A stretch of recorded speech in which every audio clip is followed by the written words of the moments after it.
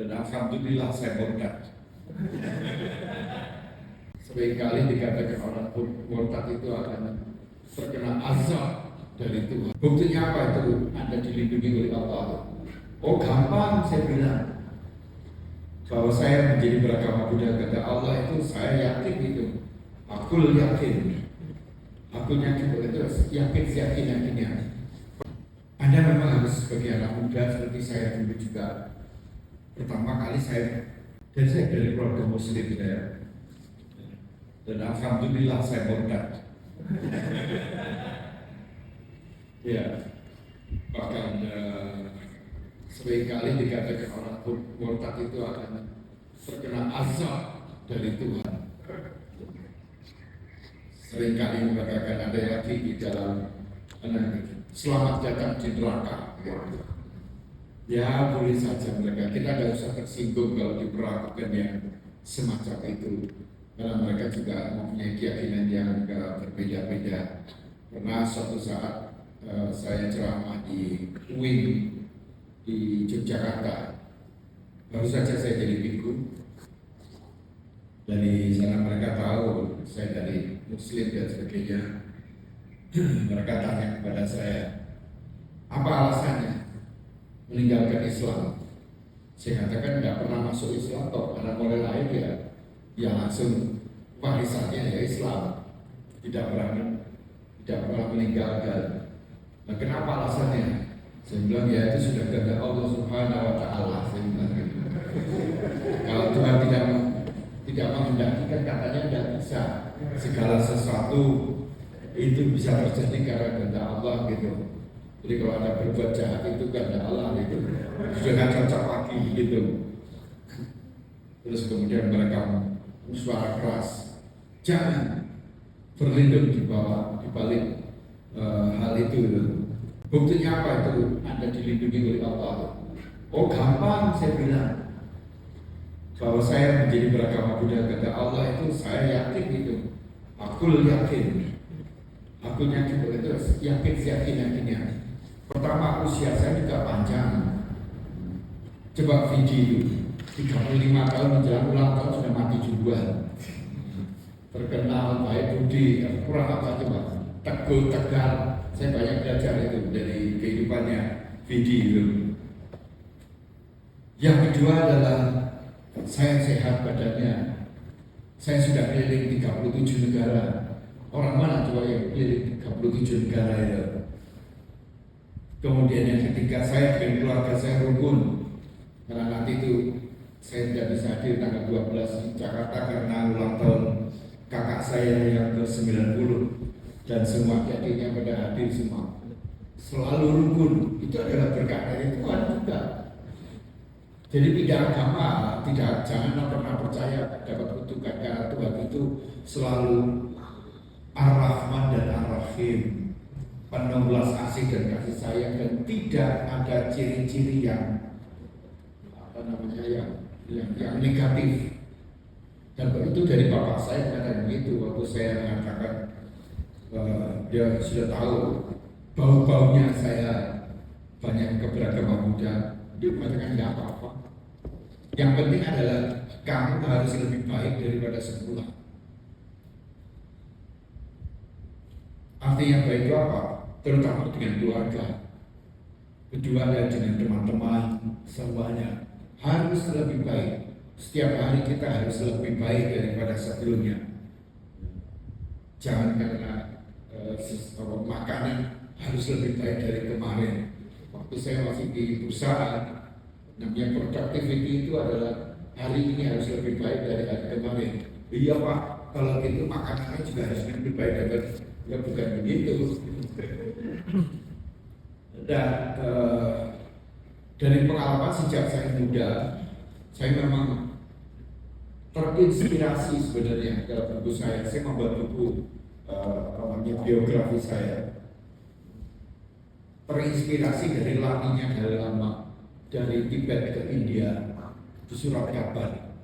Dari situ saya lihat loh ada agama Buddha, ada Raja Dewa Lari, apa Dalai Lamanya yang brengsek atau pemerintah Cina yang brengsek atau dua-duanya. itu adalah menggelitik saya untuk tahu apa agama Buddha itu. Kalau saya tidak pernah kenal teman Buddha, tidak pernah ada buku Buddha, tidak pernah tahu ada patung Buddha, betul-betul nol sama sekali. Nah dari situ terbesit mengenai apa sih agama Buddha itu. Dan kebetulan pada bulan Mei saya membaca di surat kabar juga, karena hobi saya itu membaca. Seringkali kalau pagi hari surat kabar datang, saya dan kakak saya semua berlomba untuk siapa yang dapat duluan korannya untuk baca. Dari situ diberitakan akan ada perayaan Waisak di Borobudur. Waduh, besar, banyak biksu-biksu dari luar negeri datang. Nah ini saya kepengen tahu, pengen lihat. Karena hobi saya adalah selalu melihat, mendengar, merasakan tiga itu. Nah kemudian pas waktu itu liburan sekolah, saya ajak teman-teman termasuk kakak saya, yuk kita jalan-jalan yuk ke Borobudur naik sepeda. Jadi bukan tudong, kalau tudong jalan kaki, kalau saya naik sepeda ya, dari Malang menuju Borobudur.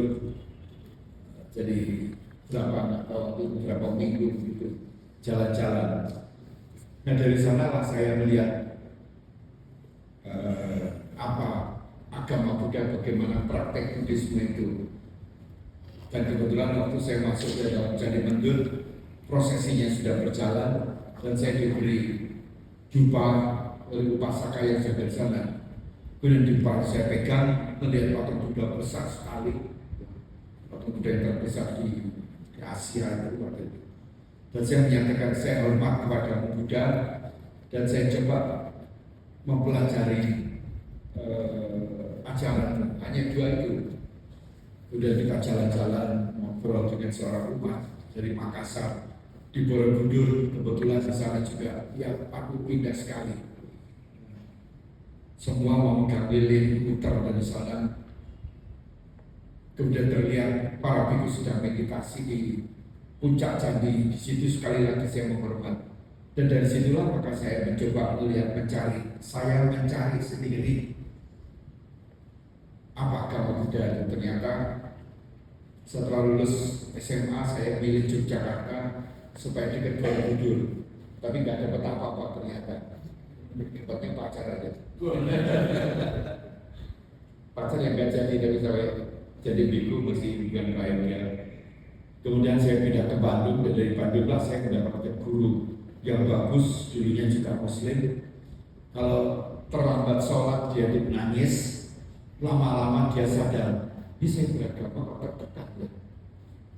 Kalau sholat aja susah gitu.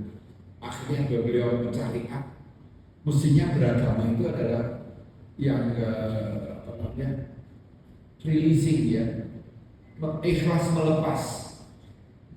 Itu di dalam Al-Quran ada surat Al-Ikhlas itu. Ikhlas melepas itu adalah bagian daripada kebahagiaan.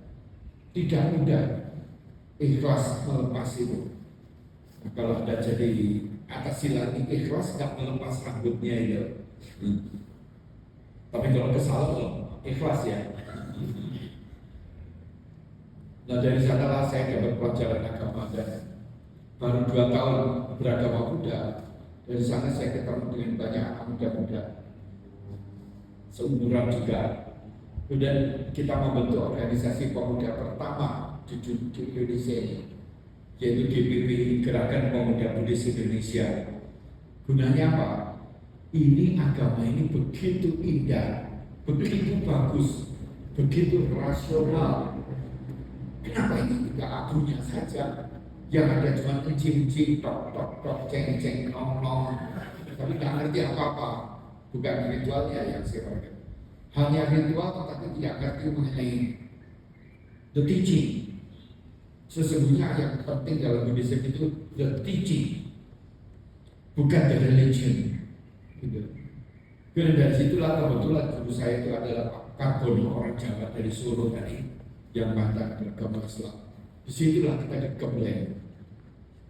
Kemudian setiap kali saya pulang ke Malang, karena saya ini orang Malang, tapi nasibnya tidak malam, tapi malam melintang kemana-mana. Ya. Dari sinilah saya ketemu dengan Batik Katidaro. Sehingga kalau saya pulang selalu sudah waktu berhenti di Surabaya mau berangkat lagi ke Bandung, saya menemui Romo Go Ekjan, yaitu ayahnya Ramani Sherry PKK itu. Kalau dia kan orang yang menerjemahkan buku-buku Buddhis dari Sri Lanka, wah dilihat situ ada anak muda, kemudian bukan Chinese ya, kalau Chinese kan sudah biasa, kemudian mau belajar itu, maka beliau bersemangat sekali. Dan itulah yang menjadi perkenalan saya dengan mereka itu. Dari situlah maka kita belajar bahwa Dharma ini harus bisa membuat Anda semua itu sukses. Sukses itu bukan kaya raya, Anda bisa menikmati apa yang Anda lakukan. Sukses itu tidak untuk dirinya sendiri, tapi sukses itu bersama-sama dengan orang-orang lain. Kalau orang lain itu merasa gembira, sukses dan sebagainya, itulah sukses. Bukan egoistik dirinya sendiri, tetapi juga bersama-sama dengan orang lain. Oleh karena itulah maka sampai dengan hari ini mengapa saya masih berhubungan erat dengan teman-teman yang dulu sekuliah dari tahun 1960 sampai hari ini masih punya WA-nya saling. Karena apa? Sehati itu penting. Satu hati saling menghargai, saling menyayangi. Saya juga punya hari ini di depan juga ada reuni teman-teman dari waktu saya masih di Unilever masuk tahun 70 sampai sekarang bersahabat juga. Jadi persahabatan itu jadikanlah seperti Anda sekarang itu harus menjadi persahabatan yang waktu yang sangat lama sekali. Yang penting adalah yaitu saling menyayangi, saling menghormati, saling mendukung dimanapun Anda berada. Itu Anda memiliki sahabat. Anda percaya saya pernah mengelilingi dunia around the world begini. Waktu itu di perusahaan ada long leave, cuti panjang selama 2 bulan, boleh libur dibayar penuh. Wah, ini kesempatan saya mau mengelilingi dunia karena saya terinspirasi dengan buku mengenai Around the World in the 60 Days atau apa gitu. 90 days ya. Itu terinspirasi, itu saya harus seperti itu dan itu terlaksana mengelilingi dunia. Dan apa? Hanya satu kali saya tinggal di hotel. Lainnya adalah saya bertemu dengan semua sahabat dimanapun, di kereta api, di pesawat dan sebagainya. Mereka menawarkan bantuan karena apa? How to be good and be kind. Bukan cuma di situ. Dimanapun Anda. Karena itulah dana itu sangat penting dalam kehidupan itu, memberi dalam bentuk pikiran, ucapan, perbuatan maupun gesture yang enak dilihat, dirasakan. Anda memiliki sahabat dimanapun juga. Dan hari tua begini pun masih punya sahabat yang sekian banyak, bahkan saya mau istirahat tadi baru datangi lagi ulang tahun lagi. Ya itu suatu doa itu. Tidak lain itu adalah doa semua itu. Nah, agar kita itu semuanya sehat, kuat. Dan tugas saya di sini di wihara ini karena saya juga pendiri wihara ini, bagaimana bisa menciptakan orang-orang yang bisa menggantikan. Pemimpin yang baik adalah pemimpin yang bisa melahirkan pemimpin-pemimpin yang baru, yang berkompeten, yang kompeten, bukan apa namanya kerek itu apa namanya di grup,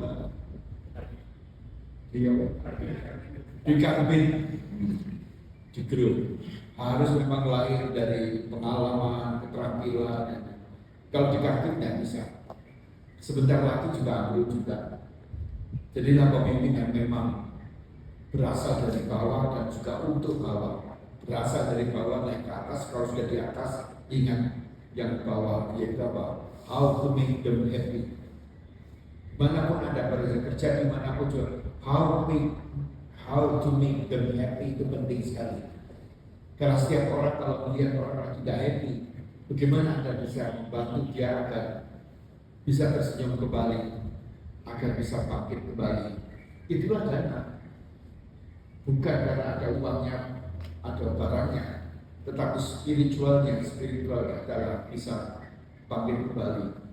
Karena itulah maka YBA ini juga saya sangat menghargai dan mau saya untuk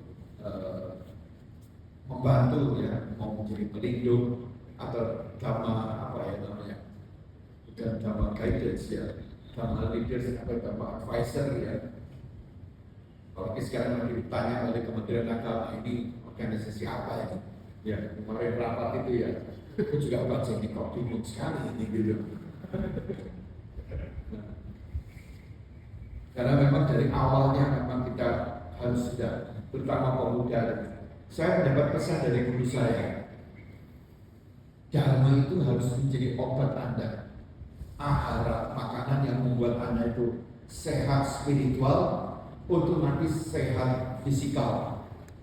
Bukan fisikalnya dulu, spiritualnya. Kalau Anda itu happy, maka sukses itu adalah your right. Happy dulu, bukan sukses dulu baru happy, udah kebalik itu. Biarpun gak punya apa-apa seperti saya, cuma dapat jumpa kayak begini, ya happy aja. Orang lain punya baju sekian lemari dulu, yang gak happy terus gak tiap kali pergi ke mall, lihat yang baru dan sebagainya.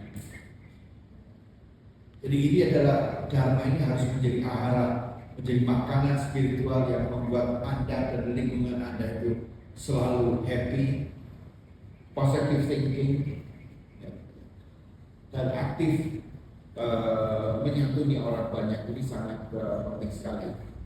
Jangan pernah berhenti. Seperti kami mengatakan, jangan pernah berhenti. Terus saja jalan.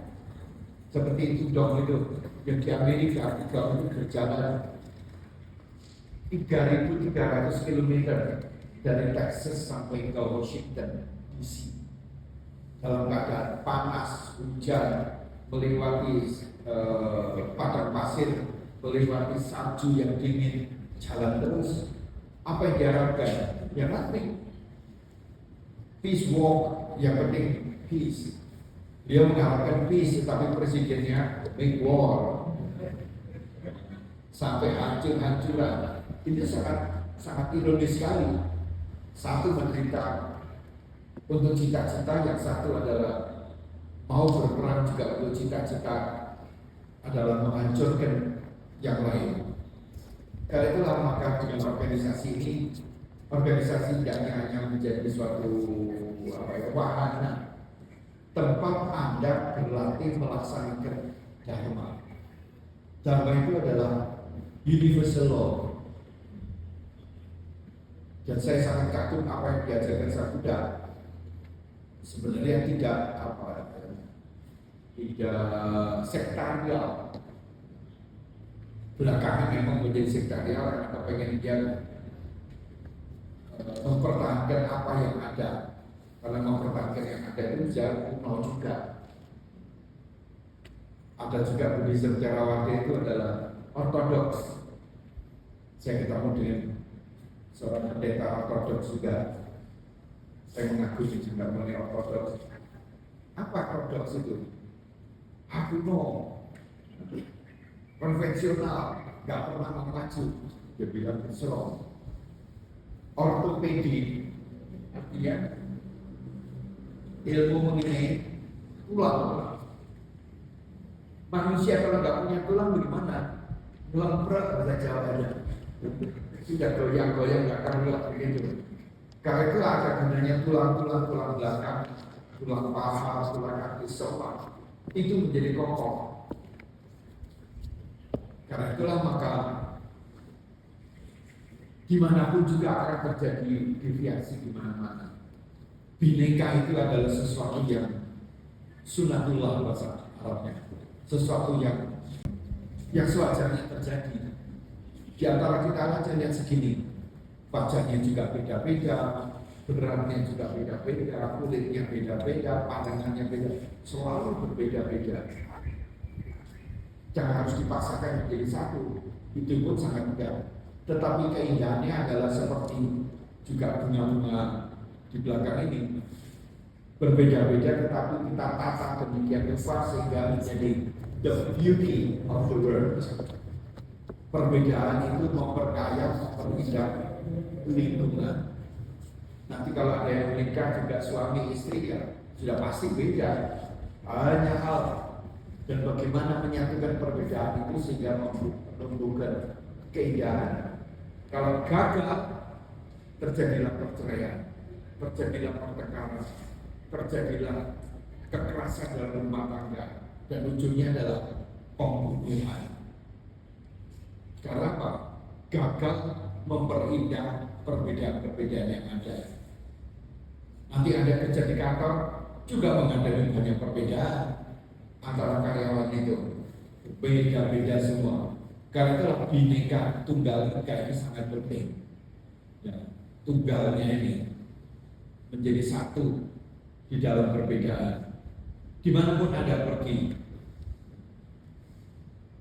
orang ketika ke Jawa itu sudah satu, tapi sebenarnya tidak. Orang Tionghoa kelihatannya sebagai satu suku ya, tapi sukunya banyak sekali. Orang Hokkien, orang Hakka, orang Teochew, baru sekarang saya tahu banyak sekali itu berbeda-berbeda. Bahkan cengkeh begini aja saya dapat, wah beda penting. Ke makam itu hanya boleh cuma setahun sekali, tidak bisa berkali pergi ke makam. Kalau mereka berasal dari Sumatera itu, yang katanya hanya setahun sekali boleh pergi ke makam itu. Wow, untung saya bukan Tionghoa. Kalau orang Jawa kapan aja ada, silakan aja. Dan tidak perlu apakah betul ada jenazahnya di situ, tidak tahu. Perbedaan itu banyak sekali. Ya kita menghargai apa yang beda. Kalau itu tidak sesuai, ya tidak apa, seperti ini warna merah, ya kita hargai. Karena itulah maka YBA ini harus menjadi wadah untuk mempersatukan hal-hal yang berbeda. Tidak mudah. Ya, apakah itu sektarial atau non sektarial. Pada awal didirikannya Sanggar Theravada Indonesia 50 tahun lalu, saya sudah sampaikan beberapa tipe-tipe lalu. Nanti Theravada bukan satu, akan banyak. Karena apa? Saya sudah keliling kemana-mana. Tradisinya bermacam-macam. Nanti akan terjadi. Karena itulah maka YBA ini juga sulit-sulit gampang. Karena Anda tidak memiliki tanah. Kalau Theravada kan gampang, ada wiharanya, ada gedungnya, ada sanggahnya. Kalau Anda nggak punya wilayahnya ada di mana, sanggahnya ada di mana, tapi orang kaya sanggahnya banyak katanya. Belum tentu sanggah menerima Anda, belum tentu. Nah, ini yang harus dibuktikan dulu. Karena itu memang ini cita-cita saya dari dulu, bagaimana ada organisasi pemuda yang mempunyai dual function. Ke dalam dia harus aktif di dalam kelompoknya, tetapi keluar berhadapan dengan perbedaan keyakinan dan sebagainya, itu bisa mewakili. Jadi ini tidak mudah memang, tapi harus diperjuangkan. Karena itu Anda juga harus mencari identitas YBA itu sendiri, itu yang spesifiknya itu di mana, yang bisa membedakan dengan organisasi pemuda Buddhis yang lain. Ini yang harus diketemukan. Tidak mudah, karena program-program Anda juga tergantung dari misi-visi kesatuan dari Buddhism yang beraneka warna coranya. Tentu ada perbedaan satu dengan lain, antara satu nikaya dengan nikaya yang lain. Seperti ini, saya tidak boleh makan, begitu saya sentuh sudah tidak boleh dimakan lagi. Tapi nikaya yang lain sore silakan makan. Yang satu, wah boleh makan sate, kepala kulit juga boleh. Tapi yang lain itu mayat kok dimakan itu.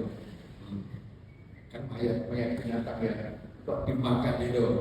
Harusnya adalah vegetables itu. Vegetables pun, wah ada telurnya, tidak boleh dimakan telurnya. Banyak sekali perbedaannya. Ya kita menghargai mereka tanpa harus menghakimi. Ya ini yang penting itu. Menghargai perbedaan tapi harus menghakimi. Akhirnya kalau di dalam bahasa Arabnya langsung mendukung baliatin. Agamaku. Kita bisa bergandengan tangan untuk berjalan kemanapun juga kita pergi. Dan saya memang mempunyai banyak sahabat anak buah kerja yang sampai sekarang juga masih erat.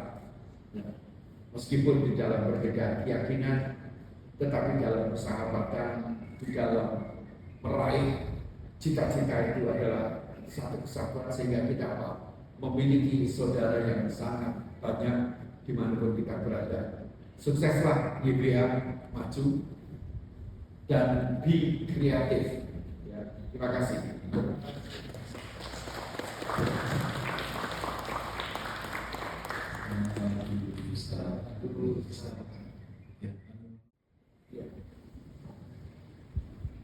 Teman-teman semua supaya apa kebajikan yang sudah kita laksanakan bisa dimanfaatkan buat kita semua. Jadi yang menjadi pegangan Anda adalah seperti yang saya lakukan. Humanity is above all. Kemanusiaan itu di atas segala-galanya. Seringkali adalah religion is above all. Menyatakan tidak. Jadi sebenarnya being tidak ada. Kalau itu istilah yang ada di agama Samawi, semua ciptaan Tuhan. Dan di Buddhis itu adalah the becoming, bukan the being. Yang satu adalah to be, yang satu to become. Selalu mengalami perubahan menjadi ini, menjadi itu, dari itu menjadi itu, terus menerus. Tidak diketahui ujungnya, tidak tahu akarnya. Kalau itulah maka pada kesempatan ini kebetulan juga hari masih kelompok masih masuk dalam acara Jingbing. Artinya Jingbing itu terang dan bersinar ya, bersih ya. Karena itulah maka tidak hanya kuburannya yang bersih, tapi fisik ini juga harus bersih, mandi 2 kali. Tetapi batinnya juga paling tidak ya 2 kali harus itu dibersihkan dari noda-noda kebencian, kemarahan, kesombongan. Kalahkanlah kesombongan dengan kerendahan hati. Kalahkanlah kemarahan dengan kesabaran.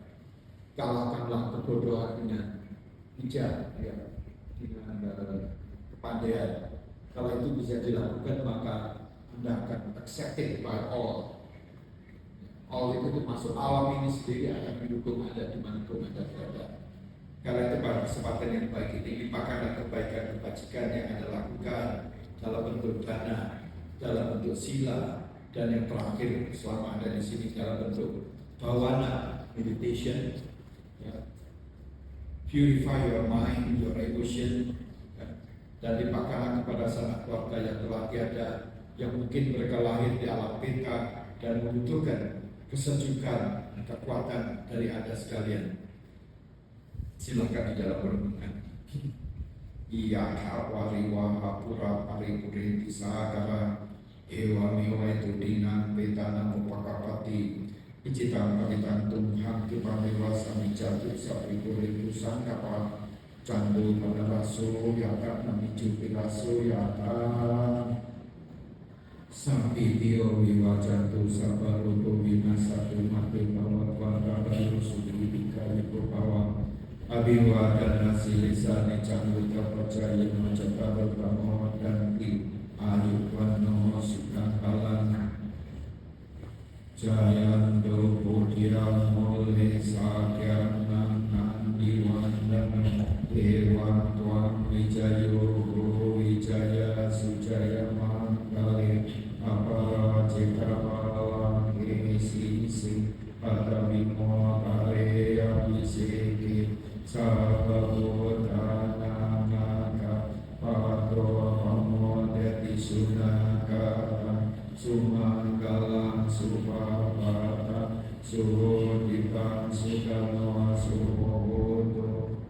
suyirkang brahmacari supadakina kaya kama waca kama padakina mano kama padidite padakina nika wanalabantate padakine.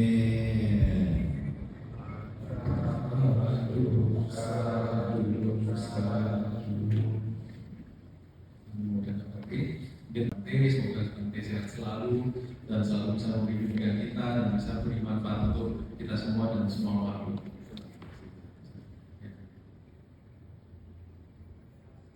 Okasa kami